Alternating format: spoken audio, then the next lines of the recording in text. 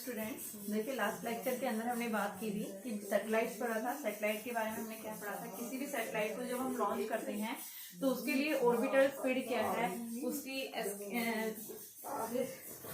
Orbital speed क्या है, उसके लिए हाइट क्या है, टाइम पीरियड क्या है, ये सब हमने लास्ट लेक्चर में देखा था। देखिए आज का जो लेक्चर है उसके अंदर हम क्या पढ़ेंगे, जियो स्टेशनरी सैटेलाइट। जियो स्टेशनरी सैटेलाइट्स क्या होते हैं बेटा? तो जियो स्टेशनरी सैटेलाइट्स मीन्स यानी ऐसे सैटेलाइट जो क्या है, जिनकी पोजीशन अर्थ के सरफेस के ऊपर हमेशा क्या रहती है, फिक्स रहती है। ये क्या होता है बेटा, इनकी हाइट जो होती है वेरी लार्ज हाइट होती है और ये अर्थ के सरफेस पे एक जगह क्या होता है, फिक्स होते हैं। ठीक है, तो लार्ज हाइट होने की वजह से और अर्थ के ऊपर क्या है, ये फिक्स होने की वजह से इनको हम क्या बोलते हैं, क्या है ये geo stationary satellite.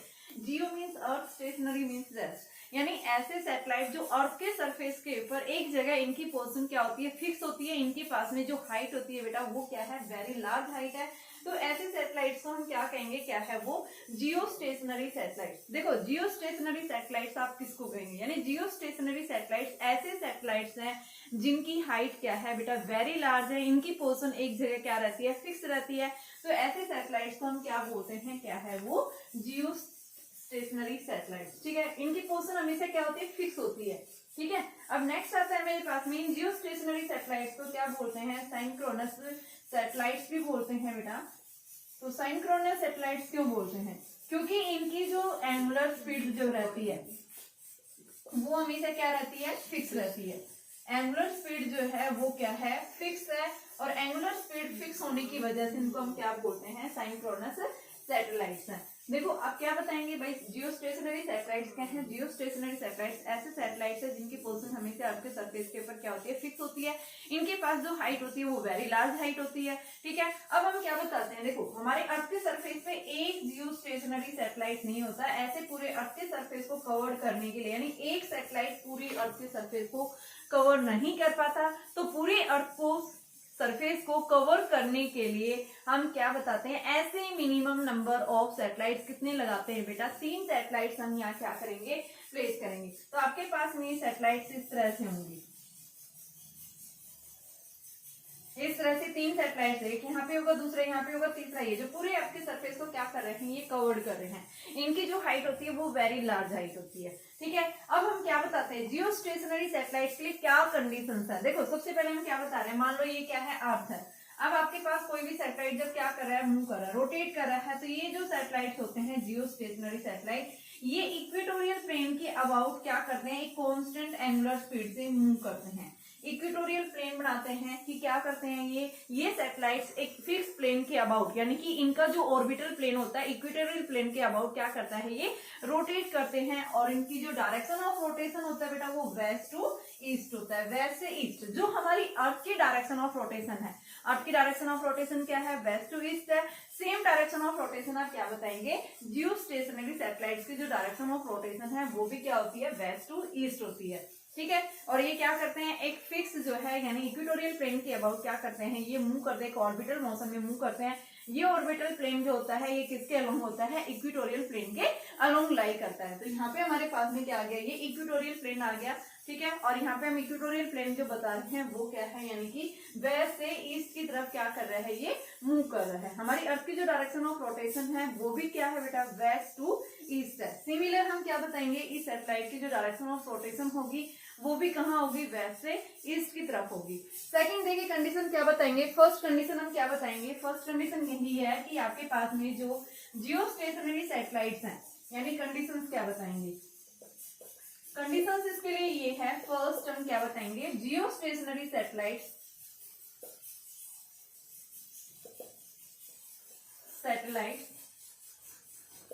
revolves about a fixed plane। एक फिक्स प्लेन के अबाउट क्या कर रहे हैं, ये रिवॉल्व कर रहे हैं। ठीक है, जो कैसा है, equatorial plane.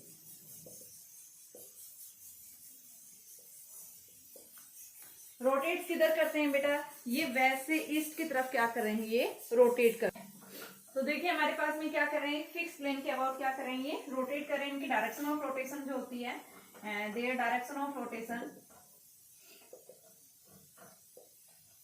Direction of rotation from west to east, west से ईस्ट की तरफ रोटेट कर रहे हैं।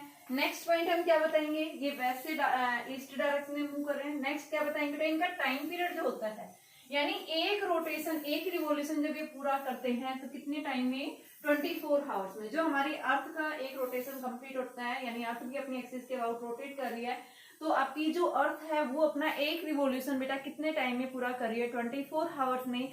सिमिलर हम क्या बताएंगे कि जियो स्टेशनरी सैटेलाइट्स भी जो होते हैं ये क्या करते हैं, अपना रिवॉल्यूशन जो पीरियड होता है इनका वो कितना होता है, 24 आवर्स। तो नेक्स्ट स्टेप यानी हम क्या बताएंगे, their revolutions period is, revolution period is 24 hours as Earth completes its revolution.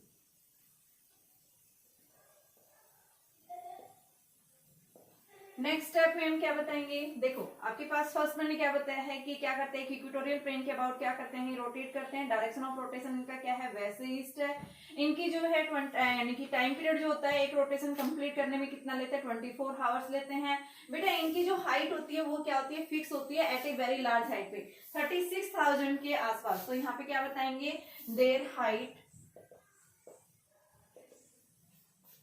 Is approximate 36,000 kilometre, यानी जो क्या है at a very large height पे। इनकी हाइट का फॉर्मूला निकालने के लिए हम क्या बताते हैं, आपके पास में जो पिछले लेक्चर में हमने पढ़ा था, GMT² अपॉन में 4π² इसकी पावर 1/3 माइनस r। जब हम यहाँ पे क्या रखते हैं, ग्रेविटेशनल कांस्टेंट रखते हैं, अर्थ का मास रखते हैं, अर्थ का टाइम पीरियड रखते हैं 24 आवर्स, हम साथ में रेडियस रखेंगे। तो जी हमारे पास में कितना है, 6.67 इंटू 10⁻⁻11। मास जो है हमारे पास में कितना है, 5.29 इंटू 10⁻24 kg है बेटा ये। और आपके पास में पाई की वैल्यू 3.14 है, और अर्थ की जो रेडियस हम लेते हैं वो कितनी है, 6.4 इंटू 10⁻6 मीटर। जब हम ये सारी वैल्यूज पुट करते हैं तो ये वैल्यू हमारे पास में अप्रोक्सीमेट आती है 35 यानी कि 1000, ये अप्रोक्सीमेट आप लिख सकते हैं 3.6 इंटू 10⁻7 मीटर, और इसको हम लिख सकते हैं 36,000 किलोमीटर के आसपास क्या होती है, इस जो सैटेलाइट की जो हाइट होती है वो कितनी है बेटा, 36,000 किलोमीटर इसकी जो है क्या होगी, हाइट होगी। ठीक है, तो आप क्या बताएंगे, देखो फर्स्ट मैंने क्या बताया, इनकी हाइट जो अर्थ के सरफेस है क्या होती है बेटा, कितनी हाइट पे होते हैं ये, 36,000 किलोमीटर की हाइट पे होते हैं। इनका पीरियड ऑफ रिवॉल्यूशन होगा 24 आवर्स होगा। ये किस प्लेन में रिवॉल्व करते हैं, इक्वेटोरियल प्लेन के अबाउट रिवॉल्व करते हैं। नेक्स्ट हम क्या बताते हैं कि इनका जो सेंस ऑफ रोटेशन जो होगा वो क्या होगा, वैसे ईस्ट होगा, और साथ में इनकी जो एस्केप स्पीड जो होगी और जियो स्टेशनरी सैटेलाइट्स की वो कितनी होती है, 3.1 किलोमीटर पर सेकेंड। यानी कि आपने एस्केप स्पीड की बात की थी लास्ट लेक्चर में, एस्केप स्पीड आप क्या बताएंगे, यानी कि जब क्या कर जाएं ये सैटेलाइट्स, यानी कि अर्थ के ग्रेविटेशनल फील्ड को जब क्रॉस करेंगे तो इन सैटेलाइट्स को मिनिमम कितनी एनर्जी रिक्वायरमेंट होगी, तो वो एनर्जी हम कितनी बताएंगे, 3.1 किलोमीटर पर सेकेंड के आसपास हमारे पास में वो क्या होगी बेटा, एस्केप स्पीड होगी, जो हम किसको प्रोवाइड कर रहे हैं, ये आप इस जियो स्टेशनरी सैटेलाइट को। तो जियो स्टेशनरी सैटेलाइट्स क्या करते हैं, इनकी जो ऑर्बिटल स्पीड जो होती है वो हमारे पास में ये है, ऑर्बिटल स्पीड है बेटा, एस्केप स्पीड नहीं। ऑर्बिटल का मतलब एक फिक्स ऑर्बिट में जब ये रिवॉल्व करना है। देखो सैटेलाइट हम किसको बता रहे हैं, सैटेलाइट यानी हम उसी ऑब्जेक्ट को कहेंगे जो क्या करता है, किसी भी हेवनली बॉडी के चारों ओर अपना एक रोटेशन पूरा करना, यानी कि रिवॉल्व करना शुरू कर देता है। तो यहाँ पे भी ये सैटेलाइट कब बनेगा, जब आप उसको क्या देंगे कि भाई ये अर्थ के अबाउट एक फिक्स रोटेशन यानी फिक्स ऑर्बिट में रिवॉल्व करना शुरू कर देगा। तो इसको रिवॉल्व करने के लिए आप जो स्पीड दे रहे हैं उस स्पीड को हम क्या बोलते हैं, ऑर्बिटल स्पीड। तो जियो स्टेशनरी सैटेलाइट्स को एक फिक्स ऑर्बिट में यानी अर्थ के अबाउट एक फिक्स ऑर्बिट में रिवॉल्व करने के लिए यहाँ हम इनको जो स्पीड दे रहे हैं वो कितनी होती है, 3.1 किलोमीटर पर सेकेंड के आसपास होती है। ठीक है, ये क्या होगी, इनकी ऑर्बिटल स्पीड होगी। तो ऐसे सैटेलाइट्स को हम क्या बोलते हैं, क्या है वो आपके पास में जियो स्टेशनरी सैटेलाइट्स है। ठीक है बेटा, तो जियो स्टेशनरी सैटेलाइट्स जब भी एग्जाम में आता है तो आप क्या बताएंगे, जियो स्टेशनरी सैटेलाइट्स क्या होते हैं। सबसे पहले इनकी हाइट बताएंगे, भाई अर्थ के सरफेस से 36,000 किलोमीटर की हाइट के ऊपर है। दूसरा हम क्या बताएंगे, इनकी पोजीशन हमेशा फिक्स रहती है, इसलिए इनको क्या नाम पड़ा, जियो स्टेशनरी पड़ा। तीसरा हम क्या बताते हैं, इनको साइंक्रोनस सैटेलाइट भी कहा जाता है। क्यों कहा जाता है, क्योंकि ये कांस्टेंट एंगुलर स्पीड से मूव करते हैं। चौथा आप क्या बताएंगे, इनकी डायरेक्शन ऑफ रोटेशन क्या होती है, वेस्ट टू ईस्ट होती है। नेक्स्ट इनका पीरियड ऑफ रिवोल्यूशन जो होता है वो कितना होता है, 24 आवर्स होता है, ठीक है। और जब ये सैटेलाइट्स एक फिक्स ऑर्बिट में रिवोल्व करते हैं तो उसको रिवोल्व करने के लिए आप जो स्पीड दे रहे हैं वो ऑर्बिटल स्पीड कहलाती है। और वो ऑर्बिटल स्पीड हम इन सैटेलाइट्स को कितनी प्रोवाइड करते हैं, 3.1 किलोमीटर पर सेकंड जो है क्या कर रहे हैं बेटा, ये प्रोवाइड कर रहे हैं। तो ये ऐसे सैटेलाइट्स जो होंगे हमारे पास में, कैसे सैटेलाइट्स होंगे, वो जियो स्टेशनरी सैटेलाइट्स। और ये जियो स्टेशनरी सैटेलाइट्स हमेशा क्या करते हैं, इक्वेटोरियल प्लेन के अबाउट मूव कर रहे हैं, ठीक है। तो इनका जो ऑर्बिटल मोशन होगा वो इक्वेटोरियल प्लेन के अलोंग होगा, ठीक है। इनके बीच में जो एंगल बनेगा वो क्या बनेगा, 0 डिग्री एंगल बनेगा, ठीक है बेटा। तो ये था हमारे पास में जियो स्टेशनरी सैटेलाइट। अब हम बात कर रहे हैं पोलर सैटेलाइट क्या होगा। तो देखिए पोलर सैटेलाइट्स क्या होते हैं। नेक्स्ट आता है polar satellite.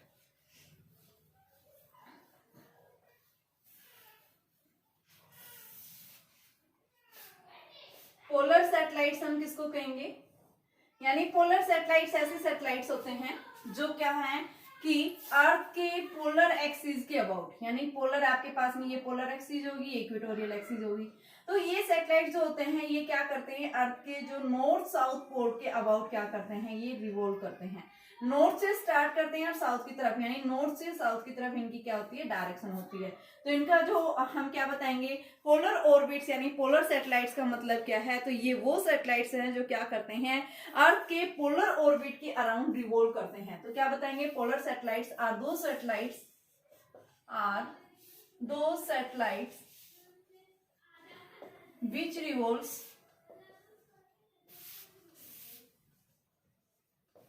in a polar orbit of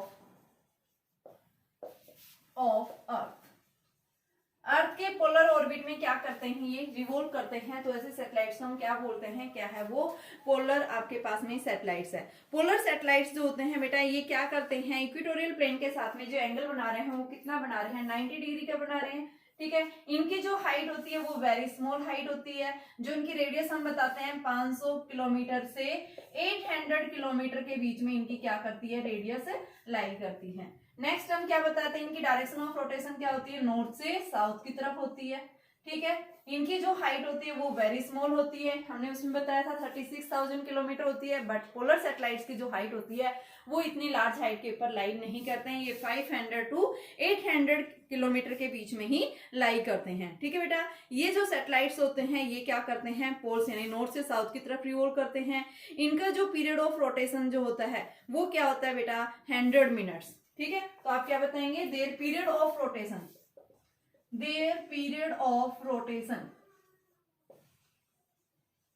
is 100 minutes. और ये क्या करते हैं कि एक दिन के अंदर मैनी टाइम्स जो है क्या करते हैं, ये रिवॉल्व करते हैं।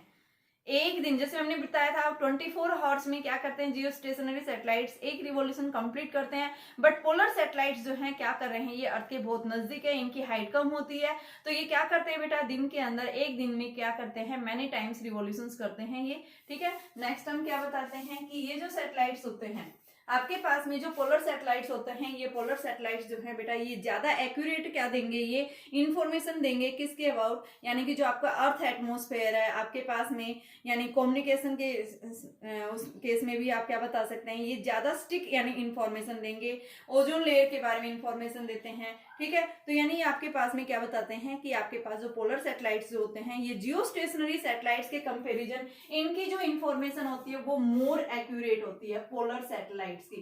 क्यों, क्योंकि इनकी जो हाइट है वो क्या है, वेरी स्मॉल है as comparison to geo stationary satellites, ठीक है। जियो स्टेशनरी सैटेलाइट्स का हम कहाँ यूज करते हैं, कम्युनिकेशन के अंदर सबसे ज्यादा, देखो ये भी कम्युनिकेशन के अंदर यूज किया जाता है, ठीक है। तो आप क्या बताएंगे, इन सैटेलाइट्स का यूज जो है हम ज्यादातर कहाँ यूज करते हैं बेटा, कम्युनिकेशन के अंदर यूज करते हैं, वेदर फोरकास्टिंग के लिए यूज करते हैं, ठीक है। और आपके पास में जो पोलर सैटेलाइट होता है, इस पोलर सैटेलाइट्स को हम क्या बोलते हैं, रिमोट सेंसिंग सैटेलाइट भी कहा जाता है, ठीक है। ये क्या करता है, हमें क्लाउड्स की इमेजेस देता है, एटमोस्फेयर का डाटा देता है ये, ठीक है। और साथ में क्या देता है कि एंटार्कटिका जो पेपर के जो ओजोन लेयर है उसके बारे में भी हमें क्या देता है, ये इंफॉर्मेशन देता है, ठीक है। तो हम क्या बताते हैं, ये आपके पास में जो पोलर सैटेलाइट्स होते हैं ये मोर एक्यूरेट क्या देंगे, इंफॉर्मेशन देंगे as comparison to the polar satellites.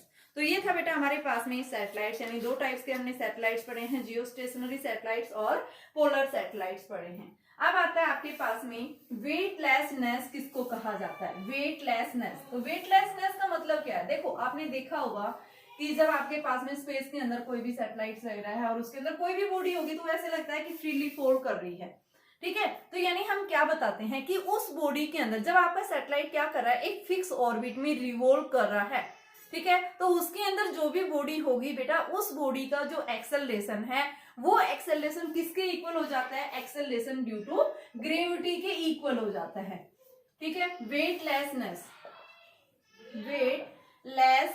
की बात कर रहे हैं हम, तो इस वेटलेसनेस को हम क्या कहेंगे कि सैटेलाइट के अंदर जो भी बॉडी होगी, अगर उस बॉडी का जो एक्सेलरेशन, यानी उस बॉडी, क्योंकि सैटेलाइट हमारा क्या कर रहा है, मूव कर रहा है किसके अंदर बेटा, एक फिक्स ऑर्बिट के अंदर। जब ये सैटेलाइट क्या कर रहा है, एक फिक्स ऑर्बिट में रिवॉल्व कर रहा है, तो उस केस में हम क्या बताएंगे कि जो एक्सेलरेशन प्रोड्यूस होगा वो एक्सेलरेशन किसके इक्वल होगा, फ्रीली फॉल, यानी कि जब भी कोई बॉडी क्या कर रही है, फ्रीली फॉल कर रही है, तो वहां पे बेटा उसमें जो एक्सेलरेशन जो प्रोड्यूस होता है वो ग्रेविटी के कारण प्रोड्यूस होता है। तो उस केस में हम क्या कहेंगे कि एक्सेलरेशन जो है वो किसके इक्वल हो जाता है, एक्सेलरेशन ड्यू टू ग्रेविटी के इक्वल हो जाता है। और जैसे ही ए जी के इक्वल होता है उस केस में हम बॉडी को क्या कहेंगे कि वो बॉडी किसके अंदर है, वेटलेसनेस के अंदर है, यानी उसका नेट वेट जो है वो क्या हो जाएगा, 0 होगा, ठीक है। जैसे वेट हम क्या बताते हैं, mg बताते हैं, तो यहाँ पे g की वैल्यू क्या होगी, एक्सेलरेशन जो प्रोड्यूस हुआ है वो क्या हो गया, g के इक्वल हो गया, ठीक है। तो उस केस में हम क्या बताएंगे, उसका जो नेट वेट है वो क्या हो जाता है बेटा, 0 हो जाता है। यानी कि हम क्या बताएंगे, बॉडी जो है वो किसके अंदर है, कि जब आप उसको स्प्रिंग बैलेंस से मेजरमेंट करते हैं तो हम क्या बताते हैं, ऑब्जर्व वेट जो है उस मैन का या उस ऑब्जेक्ट का वो क्या हो जाएगा, 0, ठीक है। तो वेटलेसनेस का मतलब कि जब कोई भी बॉडी जब क्या कर रही है, फ्रीली फॉल कर रही है, तो उस केस में वो क्या है, वेटलेसनेस के अंदर है। और वहां पे वेटलेसनेस का मतलब क्या है कि जब भी कोई बॉडी क्या कर रही है, किसी भी सैटेलाइट्स के अंदर क्या कर रही है, मूव कर रही है, तो बेटा वहां पे जो एक्सेलरेशन होगा वो किसके इक्वल हो जाता है, एक्सेलरेशन ड्यू टू ग्रेविटी। तो इसी कारण से हम देखते हैं जब हम क्या करते हैं कि अपने आप को क्या करते हैं बेटा, वेटलेसनेस स्टेट के अंदर फील करते हैं। जब भी कोई स्पेसक्राफ्ट यानी एस्ट्रोनॉट जब स्पेसक्राफ्ट के अंदर जाता है तो वहां पे क्या हो जाता है कि कुछ भी जो है वो अपने साथ में कुछ स्टिक करता है, पानी वगैरह पीना भी जो है उसके लिए क्या हो जाता है, इम्पॉसिबल हो जाता है, ठीक है। तो ये क्या था हमारे पास में, वेटलेसनेस। अब आता है प्लैनेटरी मोशन। तो देखिए प्लैनेटरी मोशन हमारा सिलेबस से हट चुका है, लेकिन एक बार हम इसके बारे में डिटेल एक बार थोड़ा सा पढ़ लेते हैं, ठीक है। तो देखिए प्लैनेटरी मोशन होता क्या है, planetary motion means, planetary motion, देखो प्लैनेटरी मोशन जो दिया था ये किसने दिया था, केपलर ने। केपलर ने यहाँ पे क्या बताया था, एक साइंटिस्ट था केपलर, इसने 3 लॉज दिए थे प्लैनेटरी मोशन, यानी प्लैनेट्स के मोशन के बारे में इसने स्टडी किया था और उसने उसी मोशन को क्या नाम दिया, प्लैनेटरी मोशन। अब इस प्लैनेटरी मोशन के अंदर यहाँ पे केपलर्स ने 3 लॉज दिए थे। फर्स्ट लॉ आता है हमारे पास में केपलर्स फर्स्ट लॉ, इसका नाम क्या है, केपलर्स फर्स्ट लॉ। तो केपलर्स जो फर्स्ट लॉ था उसके अंदर क्या था, देखो ये क्या कहता है केपलर्स का फर्स्ट लॉ कि every planet revolves around the sun. कोई भी प्लैनेट जब सन के अराउंड रिवॉल्व कर रहा है तो वो प्लैनेट किस में रिवॉल्व करेगा बेटा, एक इलिप्टिकल ऑर्बिट में रिवॉल्व करेगा, ना कि सर्कुलर ऑर्बिट में। जैसे हम क्या बताते हैं, सर्कुलर ऑर्बिट ये है, ठीक है। यहाँ पे हम क्या बता रहे हैं, ये क्या है, सन है। तो सन के अबाउट जब भी कोई प्लैनेट रिवॉल्व कर रहा है तो वो इलिप्टिकल ऑर्बिट में रिवॉल्व करेगा, वो एक सर्कुलर ऑर्बिट में रिवॉल्व नहीं करेगा, ठीक है। फर्स्ट लॉ क्या कहता है, every planet revolves around the sun in an elliptical orbit when sun is situated at one of foci. कि इस इलिप्टिकल ऑर्बिट, देखो ये इलिप्टिकल है, इक्लिप्स हम बोलते हैं, इक्लिप्स के अंदर 2 फोकस होते हैं, ठीक है। तो ये आपके पास बेटा क्या है, इक्लिप्स है। यहाँ पे फोकस यहाँ हो गया, एक फोकस यहाँ हो गया। तो इस वन फोकी के ऊपर सन सिचुएट है, ये हमने क्या मान लिया, क्या है, ये सन है। इस सन के अराउंड जब कोई भी प्लेनेट क्या कर रहा है, तो वो एक इलिप्टिकल ऑर्बिट में क्या करेगा, रिवॉल्व करेगा। फर्स्ट ला है ये। सेकेंड ला क्या कहता है कि जब भी कोई प्लेनेट क्या कर रहा है, सन के अराउंड रिवॉल्व कर रहा है। ये मान लो आपके पास सन है, यहाँ से कोई भी प्लेनेट, ये एक प्लेनेट है, P1 से कहाँ, यहाँ पे A पॉइंट से कहाँ गया है, ये B पॉइंट पे। तो जब ये प्लेनेट यहाँ से यहाँ पहुंचा है, तो इसके द्वारा जो एरिया कवर्ड किया गया है, ठीक है। दूसरा प्लेनेट है ये P2, जो यहाँ से C से और कहाँ चला गया बेटा, D पॉइंट पे। तो इसके द्वारा जो एरिया कवर्ड किया जाएगा, एरियल वेलोसिटी हमेशा क्या रहेगी, कांस्टेंट। जब ये क्या कर रहा है प्लेनेट, सेम टाइम पीरियड के अंदर, यहाँ जो ये प्लेनेट P1 A पॉइंट से B की तरफ गया है इन टाइम t सेकेंड्स के अंदर, इसी तरह से हम यहाँ पे क्या बता रहे हैं, दूसरा प्लेनेट है, ये क्या कर रहा है, C से D की तरफ मूव कर रहा है। तो उस केस में यहाँ पे जो एरियल वेलोसिटी होगी वो हमेशा क्या रहेगी, कांस्टेंट। ठीक है, तो इसको हम क्या कहते हैं, क्या है ये, केपलर्स का सेकेंड लॉ। ठीक है, अब आता है थर्ड लॉ। थर्ड लॉ क्या कहता है कि जब भी कोई प्लेनेट क्या कर रहा है, सन के अबाउट एक फिक्स ऑर्बिट में रिवॉल्व कर रहा है, तो इसके द्वारा जो टाइम पीरियड लिया गया है, यानी इसने जब अपना रिवॉल्यूशन कंप्लीट कर लिया सन के अराउंड, तो यहाँ पे जो टाइम पीरियड होगा बेटा, square of time period is directly proportional to the cube of the radius of semi major axis. ये क्या है, थर्ड लॉ है। तो देखिए फर्स्ट लॉ क्या कहता है, every planet revolves around the sun in an elliptical orbit. ये क्या है आपके पास, फर्स्ट लॉ है। सेकंड लॉ क्या कहता है कि जब भी कोई प्लैनेट क्या कर रहा है, सन के अराउंड रिवॉल्व कर रहा है एक फिक्स ऑर्बिट के अंदर, तो यहाँ पे इन प्लैनेट्स के द्वारा जो एरिया, एक प्लैनेट इसके नजदीक है सन के, एक प्लैनेट क्या है सन से दूर है, तो ये भी सेम टाइम पीरियड में सी से डी पहुंचा, ये भी क्या कर रहा है, ए पॉइंट से बी की तरफ गया है बेटा। ठीक है, तो यहाँ पे हम क्या बताएंगे कि जो एरिया कवर्ड किया गया है इसके अंदर, इस प्लेनेट जो फर्स्ट प्लेनेट है, इसने जो एरिया कवर्ड किया है, वही सेम एरिया कवर्ड कौन करेगा, सेकंड प्लेनेट जो सन से कहाँ लाई कर रहा है, एट ए लार्ज डिस्टेंस के ऊपर लाई कर रहा है। तो उस केस में हम क्या बताएंगे कि इनकी जो एरियल वेलोसिटी होगी वो क्या रहेगी, रिमेन्स कांस्टेंट रहेगी। थर्ड क्या कहता है, देखिए ये जो प्लेनेट है ये क्या कर रहा है, सन के अराउंड रिवॉल्व कर रहा है। तो जब इसने अपना एक रिवॉल्यूशन कंप्लीट किया है, तो इस रिवॉल्यूशन को पूरा करने में जो टाइम लिया है, वो टाइम पीरियड बेटा क्या होगा, किसके डायरेक्टली प्रोपोर्शनल होगा, यानी cube of the radii of semi major axis. तो ये हमारे पास में क्या है, केपलर्स का जो है कौन सा लॉ है, ये थर्ड लॉ है। ठीक है, तो केपलर्स फर्स्ट लॉ क्या कहता है, केपलर सेकंड लॉ क्या कहता है, और केपलर्स थर्ड लॉ क्या कहता है। तो ये था हमारे पास में केपलर्स का लॉ था। ठीक है बेटा, और अगर आप इनका डिडक्शन करना चाह रहे हैं तो देखिए हमारे पास में सिलेबस में हट चुका है, मैंने सिर्फ आपको इसकी इंफॉर्मेशन वो बताई है, आप इनको डिड्यूस भी कर सकते हैं। जैसे इसने क्या है, सेकंड लॉ को क्या बताया कि एरियल वेलोसिटी में से एक प्लेनेट सन के नजदीक है, दूसरा प्लेनेट सन से क्या है, दूर है, तो इनके द्वारा जो एरियल वेलोसिटी होगी वो हमेशा क्या रहेगी, कांस्टेंट। तो देखो बेटा, जो नजदीक है इसकी स्पीड क्या होगी, हाई होगी, जो दूर है इसकी स्पीड क्या होगी, लो होगी। ऐसा क्यों हुआ, तो देखो जब भी कोई प्लेनेट एक फिक्स ऑर्बिट में रिवॉल्व करता है, तो हमने रोटेशनल मोशन में पढ़ा था, एंगुलर मोमेंटम हमेशा क्या रहता है, कांस्टेंट। मान लो ये फर्स्ट प्लेनेट है, ये जब रिवॉल्व कर रहा है तो इसका मास ma है, मोमेंटम कांस्टेंट है ना, तो मोमेंटम क्या होता है, r क्रॉस p होता है।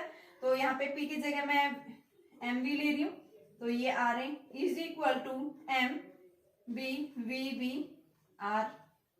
तो यहाँ से हम क्या बताएंगे, मासेज मान लो दोनों प्लैनेट्स के सेम है, तो यहाँ से देख रहे हैं आप वेलोसिटी क्या कर रही है, इनवर्सली प्रोपोर्शनल है vb rb अपॉन ra। तो वेलोसिटी जो है वो इनवर्सली प्रोपोर्शनल है किसके, डिस्टेंस, यानी कोई भी प्लेनेट जितना दूर होगा स्पीड उसकी कम होगी, और जितनी आर कम होगी वहां स्पीड क्या होगी, ज्यादा। तो ये डिस्टेंस, ये आर कम है, ये आर क्या है, ज्यादा है, तो ये क्या करेगा, इसकी स्पीड क्या होगी बेटा, लो होगी, इसकी स्पीड क्या होगी, हाई होगी। स्पीड चेंज हो रही है लेकिन एरिया जो कवर्ड करेगा वो एरिया हमेशा दोनों केसेस में क्या रहता है, कांस्टेंट रहता है। ठीक है, तो ये हमारे पास में क्या है, केपलर्स के लॉज थे।